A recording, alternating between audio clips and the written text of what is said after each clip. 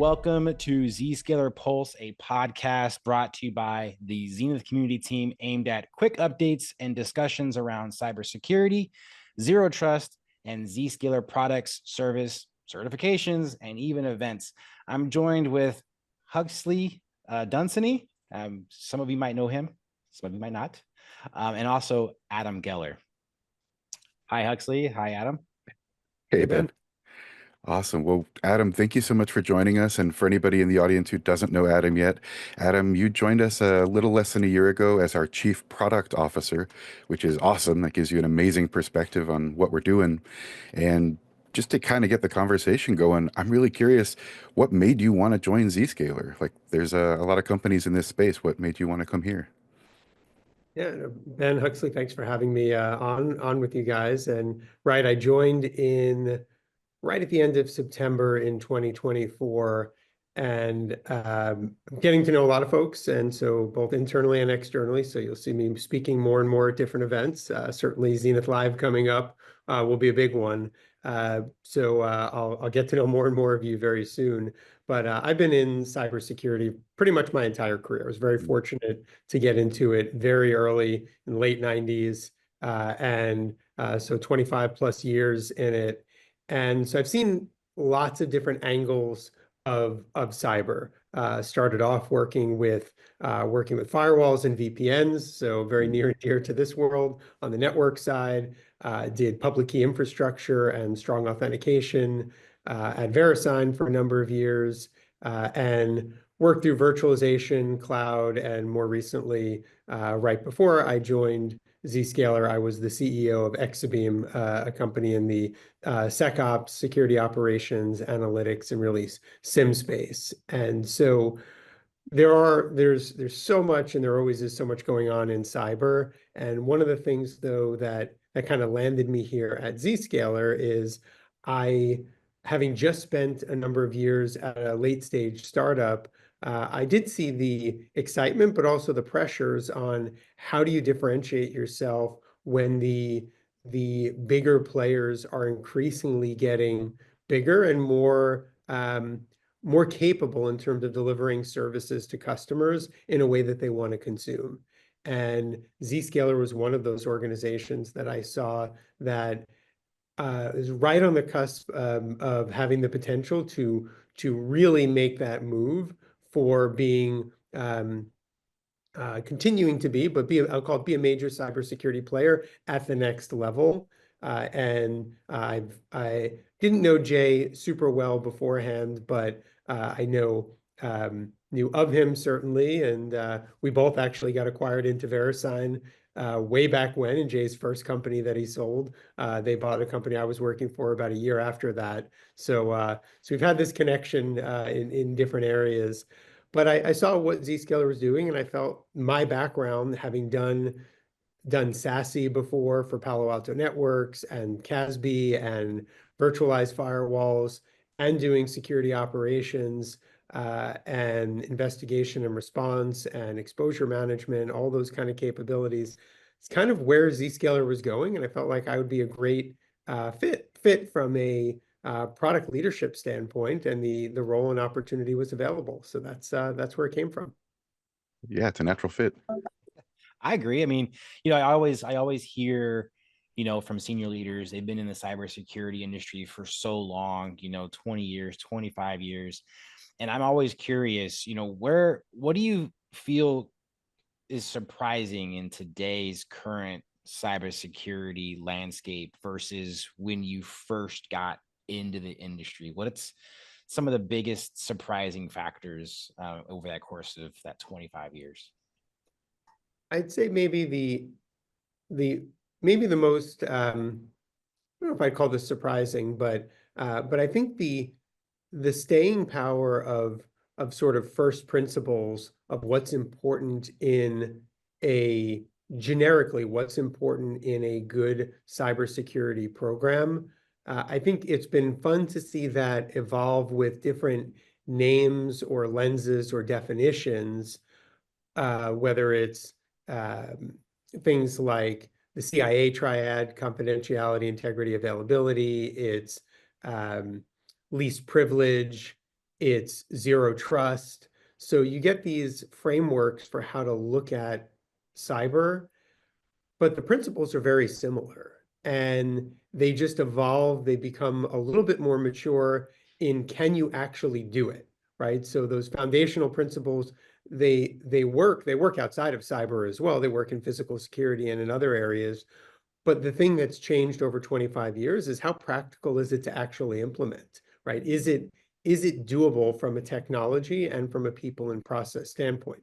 Because you can envision what would be great, but is it actually practical to do? And that's what's changed the most in the 25 years of cyber. Things that weren't really possible to do, well, now you can actually do them. So you have to factor that in. Do I want to do them? Can I operationalize it? Is it too expensive to do, right? So it becomes impractical. But the technology has made it possible, and that's what's exciting. That's really cool perspective. I mean, things have certainly changed a lot, and you need better mousetraps to catch mice. So that's very cool. And you mentioned a few minutes ago Zenith Live, which is obviously a huge part of our annual calendar. What are you thinking about as it comes to Zenith Live? Like, what topics are you wanting to talk about when you're there? So this will be my first Zenith Live. I've done user conferences before, but to me, you're always trying to strike that balance. It is a user conference, so you want the audience are people who, generally speaking, will have some understanding of Zscaler. So you can't go too 101. This is what the company is about. But you also have to recognize we're doing a lot and we're evolving our thinking constantly, as any good company should do. So we have to retell the story, Mm, modify the story, and adjust it, and explain why we said we were doing A and now we're doing A1, or we're now moving over a little bit to B, and here's why, right? So I think my job as a chief product officer, and Jay's job as a CEO as well, right, is you have to tell stories. You have to tell that story and that vision so that people who are listening can understand, well, why is Zscaler going down that path? Why aren't they doing something else, right? And we're certainly, not omniscient. We're not everywhere. We can't think about everything, but we do spend a lot of time debating which directions we should go in. Where should we double down or triple down? Where should we reduce time and effort? And so I'm happy to say it's not without thought. Sometimes, the goal for us is to make that come through, right? Yeah, we did think about that, and we decided here's where we can add the most value. Oh, yes, we could do that other thing too, but right now we just can't do everything. And so being able to explain that in a world where there's just limitless opportunities for us to actually help and engage with our customers, finding the ones that can be most impactful and being clear about how we communicate what we're going to do and not do. That's great. Yeah, I mean, telling those stories. I always talk about telling stories, and if our practitioners and our attendees at Zenith Live can walk away with good stories, I think that would be a fantastic win. But I'm kind of curious, Adam, like, what about you? What do you hope to gain the most out of Zenith Live, being your first time mm. um, at this wonderful, the biggest cybersecurity event ever? What are you hoping to gain out of that? So we have these sort of, I won't necessarily call them run-up events to Zenith Live, but we do a number of more intimate CXO exchanges and IT summits around the world. And so I've just come off of 3 of them. We did one in Fort Lauderdale, one in Mumbai, and another one that we just finished 2 weeks ago in Portugal. And uh, and so what I find out of those is, it's just the customer interactions are outstanding. So the level of engagement, the level of excitement about what we're doing, but also and it's okay, the pressure on us to really deliver comes through. And so I would say at Zenith Live, it's an opportunity to take that messaging to a much broader audience of and reach of, this is what we're doing, hearing the feedback from customers in some more of the directed sessions and smaller sessions on on are we going down the right path? What would be really important to you? But also educating people so that they know how to implement what we're doing, so that we're thought of as I'll call it the first consideration when there's a cybersecurity challenge for their organization. What we want people to walk away with is, can Zscaler help me with that, right? And if not, okay, move on. But their first, if we're doing something right, it means one of their first inclinations is going to be, how can Zscaler help? And so that's what I want to get across at Zenith Live, and what I want to hear through all of the customer interactions, engagements, is how are we doing on that? Getting that feedback that, hey, we're doing the right things, and or where we can possibly do better at. I think that's fantastic to hear. Yes, couldn't agree more. And to wrap things up, I know we talk about Zenith Live a little bit. And Adam, I know you got another meeting to go to. So, but at Zenith Live, one of my biggest things I'm always looking forward to, obviously, we have the certifications, which are going to be on the front side of things, for your Zscaler Academy certifications. And then we have our keynotes. But then also we have our technical breakout sessions. And that to me is really, really cool. What can you tell us a little bit about the technical breakout sessions, Adam, and kind of what your thoughts are, and have you seen that before, and just what your general take is on that? Sure. Yeah, that's we're getting really close to releasing the catalog of all the breakouts. It is cutthroat. Everyone wants to present. We've got 63 slots, and I think probably 603 people who would like to speak and what they want to share.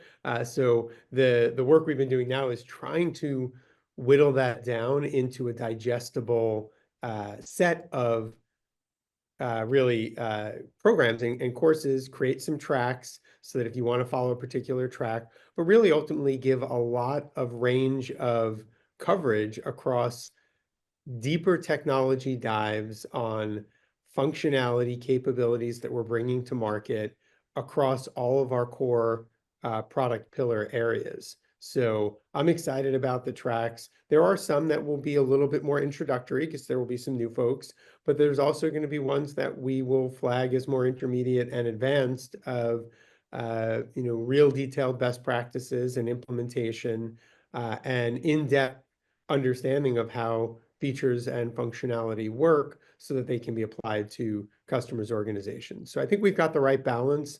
We have three really tiers. You get the overall keynote, the bigger picture vision, and exciting new announcements. You get transformation theaters, which is, think of it as 45 minutes to an hour of really dedicated time on a particular topic where we get to go deeper. And then we've got the 60+ technical breakouts in the tracks, where it's a much more specific area and we get that time to go deep. I love that part. And so, moving forward every week, Huxley and our plan is to release some type of our Pulse update. You're going to be hearing from Pramit, who is our VP of training and certifications. He's going to talk about what's going to happen at Zenith Live.